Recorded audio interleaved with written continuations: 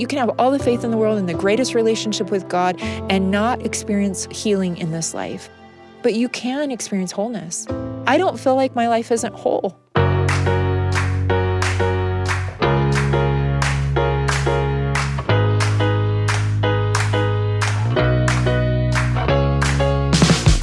Welcome to The Lisa Show, where we take a good look at life.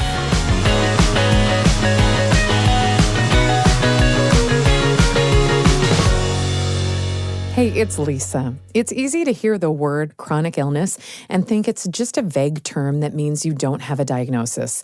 That is until you or someone you love is actually living with chronic illness, and then it means something completely different. I will never forget the feeling that grew and grew as my husband's diagnosis of ALS unfolded. It was a feeling not just of overwhelm, but a little desperation and confusion, too. So many chronic illnesses don't have a straight line for development. There's no typical rate of progression or easy list of symptoms or cures. And the more you uncover about your own illness, the more isolating it feels. Just learning about it and how to manage it and where to get help and advice and relief is more than a full-time job. It's a lot. And it takes brave souls to navigate chronic illness.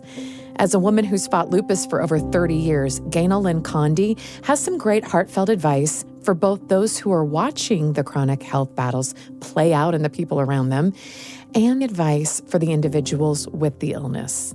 But first, let me introduce you to Ganel-Lyn and have her tell you a little of her story. Thank you for being here. Thank you. I would love to have a conversation about chronic illness. I'd love to start by just describing what living with chronic illness is like from your perspective. 32 years ago, I was diagnosed. I had been married 2 years. And let's go back, travel in time to the 90s. Yeah. Okay, my hair was still big.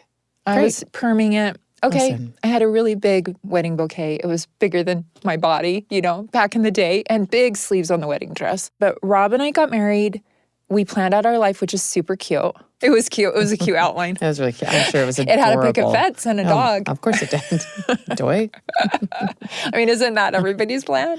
And so we'd planned out our life, and we had no health insurance, and we were poor college students, and we were putting ourselves through college. Both of us were getting our degrees, our bachelors. And so community college, cute, and then enrolled in ASU West campus, Sun Devils. And I was managing a YMCA after-school program. And I tell the story that I was driving to like a weekend training for that. And I had these like 3 random symptoms. I got like a sunburn in the car driving, my feet swelled up, and I had sores in my mouth. And fast forward, after only 1 or 2 health appointments with my regular family doc, they ran some blood work and the diagnosis came back pretty fast. I was told I had 10 years to live. Did you not know that? No, I didn't know that. And that we would never have kids. There was just this convergence of like, wait, I only have 10 years to live. Wait, we're not going to have kids? That was not on the little outline. Life didn't go the way Ganel-Lyn had planned in so many ways. She didn't plan on getting a life-altering illness. She didn't expect to have to deal with it her whole life. But she also didn't expect to beat the odds and do an interview about living with lupus 30-plus years after her diagnosis. Nor did she ever expect that she would be able to have 2 miracle children. It's a journey that's had valleys of devastation and miraculous peaks. And it's easy to look at Ganel-Lyn's journey and think, well, good for her. Everything's worked out. That hasn't been my experience. But Ganel-Lyn will be the first to tell you every day with chronic illness is a literal battle, particularly in the beginning. I'm going to say this. If you are listening to this episode and you are newly diagnosed with anything, fill in the gap, please do not jump ahead to where I'm at now, 32 years later. Those first few years were really like, I crawled across the graduation stage, with this huge moon face because I was on steroids. I had a beard. So not attractive, and not a lot of hair because I was on a year low dosage every week of chemo. And my cute little first graders, I have a degree in elementary education and a minor in psychology, and they were perfect because I'm trying to do my student teaching. I would take my chemo on Friday so that I'd have the weekend a little bit, but I had a cane. I was walking with a cane, and they just didn't care. First graders just don't care. They just love you. How neat. They were just like, oh, Mrs. Condie's the best. And I felt like, yuck. And so in those first few days and years and even months, I would say the first 5 years, I was not in this mindset of like, oh, I can live with this. We were in survival in literal sense of the word. And so I was like, okay, doctors, we're not going to talk about having a baby. We're going to talk about me living enough to graduate. With chronic illness, sometimes the most important agenda item is just getting through the day, and that's enough. But this can be particularly hard when people don't have a concrete diagnosis for what they're experiencing. In some ways, Ganel-Lyn knows she is lucky for having a name and explanation for her symptoms. For so many others, this isn't the case. I talk to a lot of people that are like years and years of like, what's wrong with me? What's wrong with me? And they have all these random symptoms and they don't have a diagnosis. Yeah. And I think the searching can be its own disease. Everyone's journey is going to be different. But there are some important ideas that can apply to everyone, regardless of their diagnosis. And Ganel-Lyn's first ideas are for anyone who is rubbing shoulders with those who are chronically ill, whether that be family, friends, neighbors, and even coworkers. Her first piece of advice is to not judge the chronically ill by their appearance. I would say chronic illness is one of those stewardships that you can't always observe. Now, at that point, people are like, she doesn't look the way she used to look. She must not be doing well. But sometimes when I'm doing my worst, I look fine. Yeah, that's And sometimes tricky. when you're physically not looking great, you're doing great inside with your disease. So don't assume. I think you can understand this from your own life experience. The people closest to me can look at me and see. Yeah, and it's important to have people who are close to you that can recognize that. So I think the misconception is you can look at someone and know. Hopefully you have a few key people that know the long story. Yeah. I just found out this weekend someone didn't know after 12 years of being my neighbor that this is my reality. And I guess Rob was talking about me because it had been a tough weekend. I had to cancel some things, right? And this sweet man texted me and he's like, I have not had any health issues most of my life. I had no idea until I talked to Rob today how much you navigate. Because on the outside, I think people see from my social media a perception. And I don't hide lupus. I'm not like... No, you don't, but it isn't ever the full picture, even if you're not hiding anything. Yeah. And so... It's just marketing. Guess what? That was a sweet text to get. Because sometimes I'm like... So say the thing. Yeah, like sometimes I'm like, I'm tired, you know? I went to church 2 weeks ago after I had a 2-day event that I spoke at. And I thought I was hiding it pretty well because I value being at church. That's some of the things that I do that help me mentally and spiritually, right? But I was shuffling. I hurt to walk. I hurt to stand. I had been standing for 2 days. And everyone kept stopping me at church like, are you okay? And I was like, oh, shoot, I'm not really hiding it. And I'm like, you know what? I'm not. I don't lie when people ask. I said, I'm really tired. And my lupus is really loud. That's how I say it. My lupus is loud today. It's never gone, but sometimes it's quiet. Ganel-Lyn's first piece of advice, don't assume a smile and nice outfit means everything's okay. Ganel-Lyn has the nicest of smiles and the cutest of outfits on the regular, including the day she came in the studio. But as a case in point, after the interview, we were talking about the adorable shoes Ganel-Lyn was wearing. She appreciated my love of her flats, but she pointed out that she was wearing them that day because the arthritis in her feet is so bad that any heeled shoe is simply not an option for her. And here I was thinking it was a fashion choice. Looks can be deceiving, so it's safer not to assume. Ganel-Lyn shared a particularly poignant story about a day when she looked like a capable mom on the surface, but felt like anything but. I remember so many times crying in the parking lot at the grocery store because we had gotten into the grocery store with the kids. We had gotten the groceries and we had gotten to the car. Who's going to help me unload them? I didn't have the energy.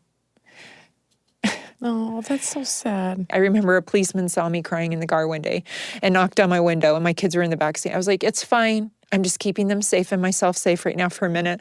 And it was just like, who's going to help me get them home, you know? And I share that sensitively knowing that I have my babies and people are still waiting on their babies. Mm-hmm. I share that I have a spouse. Some people are doing this single. Mm-hmm. I share that with those that are unemployed that are thinking, I just wish I could go buy my groceries, right? I've been through all those seasons too. And so your blessings you still may be waiting on, but man, if I could go again, I would do grocery delivery all day long. This breaks my heart because I know how hard shopping with kids can be in the first place. Imagine a WWE match and throw in a metal cart. But to do it with serious health struggles, I can't even imagine. It reminds me of an idea shared by Henry B. Eyring. He said, when you meet someone, treat them as if they were in serious trouble, and you will be right more than half the time. That's not just good advice for interacting with people that have chronic health issues. It's just good people advice, period. Don't assume the easy. Assume the hard. Another assumption people make is thinking that an illness looks the same for everyone. The other misconception is just because you know one person with lupus, you don't know everything. Selena Gomez has lupus. And so every once in a while, a famous person will get your disease. Yeah. And I've watched Selena Gomez on Murders in the Building, right? I love that show. And I can see what seasons. There's just certain things you just notice, like, oh, she's probably on this drug. You don't know everybody, and it manifests differently. And so ask people that you know are dealing with chronic illness, what does support look like for you? Yeah. I think that's the biggest thing I hope today when people listen is, especially with chronic illness, ask the questions, ask your friend or your family member, how is it showing up for you? Whatever that is, fill in the blank. And then what does support look like? And if you don't want to know, don't ask. Yeah, that's just the other say, thing. hey, good to see you. The second piece of advice for family and friends, and this is actually two pieces of advice in one, treat every health journey as a unique one, even if you know someone with the same diagnosis, and ask how you can be a supportive part of that journey. Perhaps one of the biggest ways we can show that support is giving grace to people who are struggling with their health. Don't assume if you know someone with chronic illness that they've figured out a formula so that they can always be there for you. That's the worst part. Early days for sure. I was like, with my really good friends, I would be like, I'm saying yes, but if I bail on you, it is not because I don't love you. Yeah. Please know that. I tend to be the friend. If you're my friend and I don't hear from you for months, we're good. We're so good. So it really to support, give them the benefit of the doubt and still be there for them. Yeah, and so that's the other thing. If you have a friend that is going through chronic illness, connection may feel like, hey, I'm a one-sided friend right now. Yeah, you might be. So ask them how connection looks for them. Would they prefer a text or a phone call? Yeah, I wouldn't even think about that. Yeah, I don't love a good drop-in. Yeah. I don't, because I don't ever know. I mean, I don't have a problem not answering the door. If I'm not feeling good. I don't. Which is fine. And I don't have a problem letting it go to voice message. Why are we thinking we all have to be available 24/7? Because we are kind of, right? Ganel-Lyn's third piece of advice, give your chronically ill friends a wide berth and generous window when it comes to response times. They want to be there for you, but sometimes they can't be there in the moment. So respect their intent and rest assured that the lag in communication has nothing to do with you. So those are three things we can all do for people struggling with chronic health issues. 1, don't assume anything from appearances. 2, treat their health journey as a unique one with unique needs that you can help support. And 3, don't judge their love for you by their response time. Now, Ganel-Lyn also has some advice for those with chronic illness. This body is a gift. Yeah, I don't take it for granted. I really don't. And I move my body to move my body. So if you see me out walking around or I'm on my elliptical, usually watching Netflix, let's just be honest about that. I move my body to move my body. My body has gone through 50 million shapes and sizes. And you know what? In my home, you're not allowed to talk about your body in a bad way. Yeah. We're just... It's kind of gross. It's gross. Considering everything that you've fought for. I'm like, and also I get really triggered when people are like, oh my gosh, you look great. As if that means because I'm lower on the weight scale. Please be careful about that. I love to say to people, oh my gosh, you're glowing. That's a much better compliment than a weight-specific comment. Because sometimes at my highest weight, I was struggling to stay alive. You know, I was on medicine that made that way. Wow. And right now I'm on medicine that makes my body look different. And my daughter is super comfortable in her own skin. And I think that is another gift of lupus, is that she knows in our home, food isn't the enemy. And we don't talk about our bodies in a way that they're our enemy. Because to me, my body is a gift. But it's this like car that needs a new paint job. I don't take self-care for granted. It's non-negotiable. And that's through seasons of unemployment. I was getting weekly massages when we didn't have money necessarily to put money in the car for gas. Because I knew if I didn't take care of me, literally, like the oxygen analogy on the airplane was my reality as a mama. I had fought with my life to have these babies. And if I didn't take care of myself, that meant I wasn't going to be around to take care of them. I know when I look at my calendar, oh, here's a work thing, plug in a rest day. Okay? And I used to do that, plug in a rest day and what mom stuff is on the calendar, right? So I would say no to things work-wise. And last week I got to Saturday and I had a really cool event that I got invited to. And I said no and I didn't go. And I was so mad. I was so mad at my body and frustrated. And that doesn't happen a lot because I'm very intentional. I know like, oh, on the front end and the back end of this event, I need to plan for rest. It just wasn't enough. I thought for sure my morning event that was done by 2 would give me time to rest by 7, and it didn't. And I haven't had FOMO because I've purposely not looked on Instagram what I missed. But that was a frustration. It was a frustration, and it was a reminder. I used to have those a lot more. Now I'm an empty nester.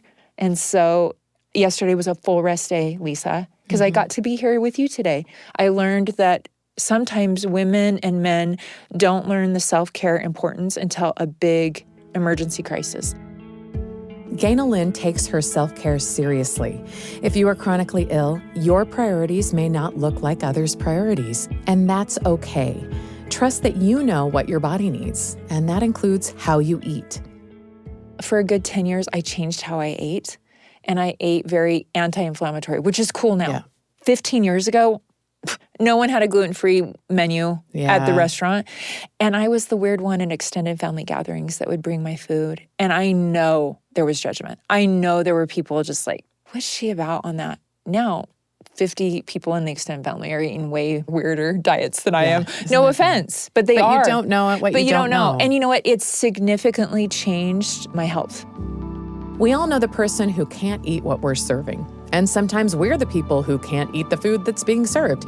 Both scenarios are common, and they are fine. You don't need to apologize for taking care of your body. It's your business, not theirs, so do what works for you. That also includes taking advice from people when it comes to health regimens, products, and medications. Massage, exercise, supplements. I do everything. And I'm sensitive when I post on social because every time, bless your hearts, y'all DM me to find that fancy little magnet mattress that will fix it all. Mm-hmm. And I don't want to dismiss. There are some woo-woo things that are in my toolbox. I have a lot of things in my toolbox. I haven't thrown out Western medicine, but I do a lot of things. I work on my mental health. I work on my emotional health because it does play into my physical health. It just it's all connected. Does. Yeah. But I'm sensitive that there's a lot of energy required to chase down all the solutions. Yeah, there is. There is. And that can take over. Yeah. Maybe it's not alternative solutions that you're inundated with. Right. This is very complex. So when you see someone post about their health and they're trying this special drink or they went to this specialist or they went to a clinic somewhere, great. But if you are just feeling this burning, and bless their hearts, I get messages from people that feel like they're doing such good things by messaging me. Mm-hmm. I've tried a lot of things, and I have 32 years of trying. And I appreciate you, but please don't be offended if I just say, I don't feel like that's where I should go right now. Yeah. I've learned to trust myself because I have to, like I have to learn to not be an enemy to my own body and angry at it and be sensitive, but also trust yourself because there's going to come a time where you're going to have to know that like you're not at war with this body, you're learning to steward over it. Ganel-Lyn's first piece of advice for people with chronic illness, you and you alone are responsible for how you care for your body, how you feed it, and how you treat it. It's no one else's business, regardless of how good their intentions are. Most people mean well, but most people aren't living your health struggles. This isn't about pleasing and placating others. It's about caring for your body in the best way you know how. Ganel-Lyn has a second piece of advice for individuals with chronic illness, and it has to do with the conversations we have. So people often ask why we only have 2 kids. Bless their hearts. Bless their hearts. I would write a book. Maybe I'll write a book, The Rude Things We Say to Each Other at Church Every Sunday. I don't know. So for those listening that are dealing with chronic illness and navigating it, and you find yourself feeling resentful or triggered or frustrated with someone that you're working with on a regular basis, it's time to share a little bit more. I need to be honest with you. Your tone with emails and messages around some work stuff right now doesn't feel sensitive. And that's okay because I haven't told you. Yeah. I haven't told you. Things aren't great right now. It looks great, right? It looks great because I'm showing up still. But the off time, the downtime is not great. And I wish what I normally do that kind of helps me regroup, it's not working right now.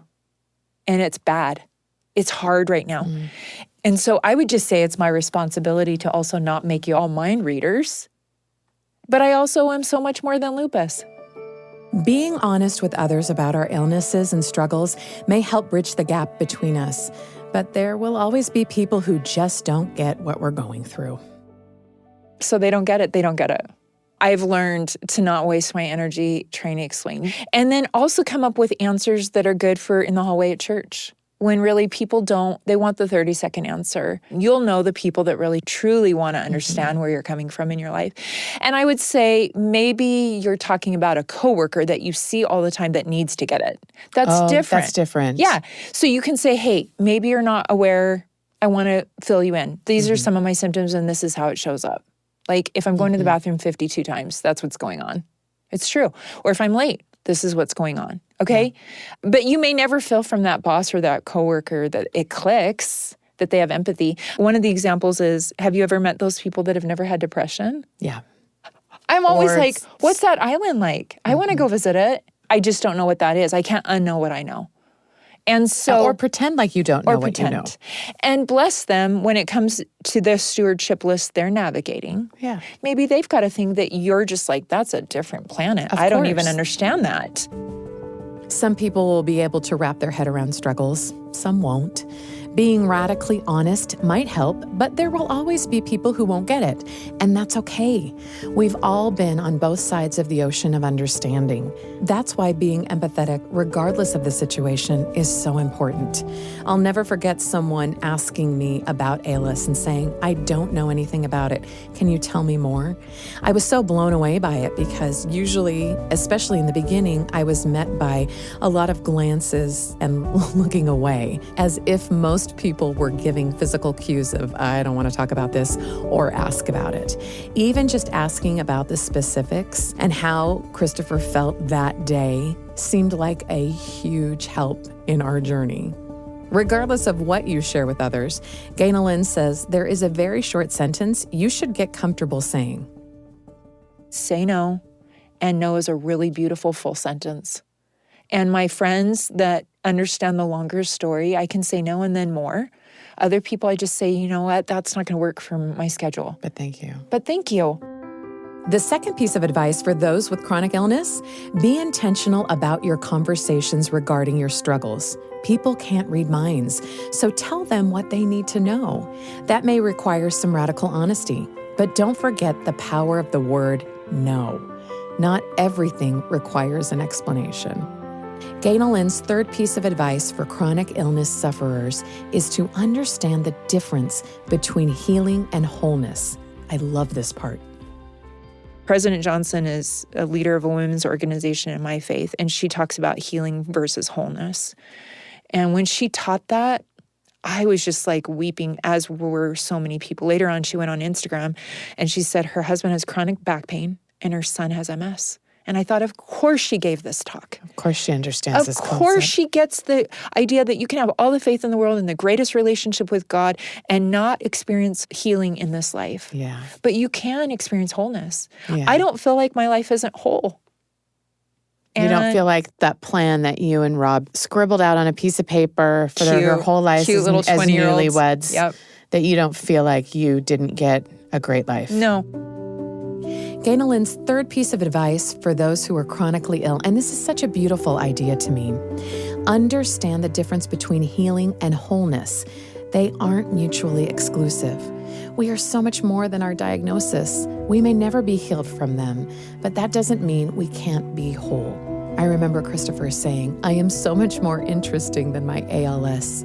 I remember him asking us, what I want more than anything is just for regular days, for my friends, for my family, just to come over and talk to me, laugh with me, have us do things as if everything's okay. Not ignoring the diagnosis, but also not treating him as if he was all his diagnosis. I think a big part of being able to find that wholeness is in seeing the miracles around us. Ganel-Lyn has a great story about a miracle that happened early on in her lupus journey, and it happened in the sugar aisle.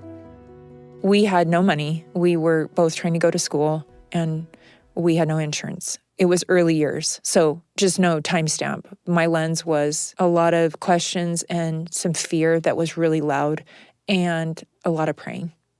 And I went grocery shopping. I knew I could do grocery shopping like on a day that I had school and schoolwork and newly married, and we were both working full time. And, I was like, okay, I can choose this today, vacuuming or grocery shopping. And so I went grocery shopping, and we didn't have money, and I was praying. And I didn't feel good. I did not feel good. And I was on chemotherapy and on steroids, and it was just not pretty. I would pray over what was on the grocery list. And this is the sugar parable. And we needed sugar, and I turned down the sugar aisle. And, some cute grocery clerk had accidentally cut all the sugar bags. Oh. When they had sliced with the X-Acto knife the boxes to get all the sugar bags out to put them on the shelf.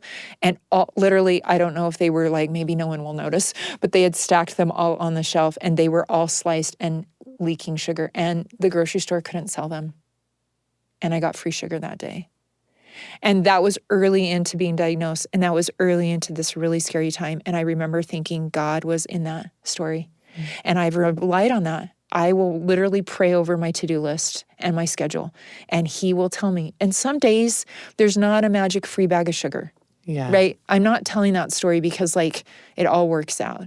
I will just say that me and God, I don't know another way to do. Raise babies, have those babies, graduate college, help get through teenage years with those babies, right? And go through unemployment, all while also having this other thing that was always there at the table with us, which is lupus. And my kids, I think we've had different conversations now where I can talk to them about God in their life because of how God is in my life. And their thing isn't lupus, but everybody's got a lupus. Everybody's got an ALS. Everybody's got the unexpected thing that they were like, wait, what? This was the plot twist, not on the bingo card. How are we going to navigate this? And I've had lots of them. But ultimately, my core foundational relationship with God was greatly influenced with a chronic illness diagnosis, where I could not just be like, I'm in the driver's seat, God, you get in the back. I had to literally do the most basic stuff that now most of the days, I've already done my laundry today, by the way, and the laundry's a lot less when there's not babies at home. Yeah. Right? No kidding. I'm not great at it. I still take over. I still think that I'm the control freak that can fix it all. But lupus has been the gift of God saying from the beginning, could you do adulthood with me? And we'll do it together. And once in a while, you're going to turn the corner and there's going to be free sugar. I'm so grateful to Ganel-Lyn for coming in today and sharing advice for those who are chronically ill and for those who want to support them. There's no perfect way to do this, folks, but there are some solid practices we can all adopt, regardless if we're sick or not. Don't assume you know what people are going through or that they know what you are going through. Ask questions and be radically honest when necessary. Communicate with grace and give each other the benefit of the doubt. Respect each other's business and don't overstep your own. And finally, remember that not everyone will be healed, but anyone can be whole.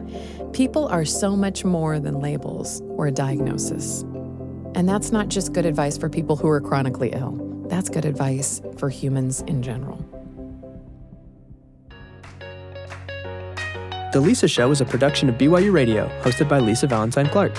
This episode was produced by Erica Price, with help from Becca Hurley-Lung, Blake Morse, and Kenny Mears, with post-production by Gracie Davis.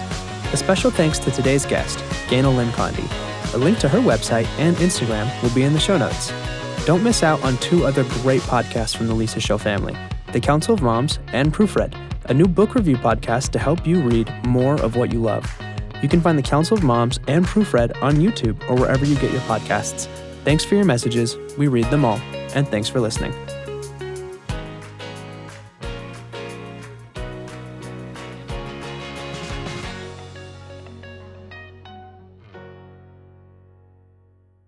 Are you ready to immerse yourself in the awe-inspiring world of nature? Listen to Constant Wonder, another great show from the BYU Radio family of podcasts. Join host Marcus Smith in riveting conversations with individuals whose lives have been touched by the Earth's beauty and mysteries. Uncover captivating stories that shed light on our planet's wonders, from history to science and beyond. If you crave enriching experiences and deeper connections with the world around you, tune into Constant Wonder. Listen wherever you get your podcasts.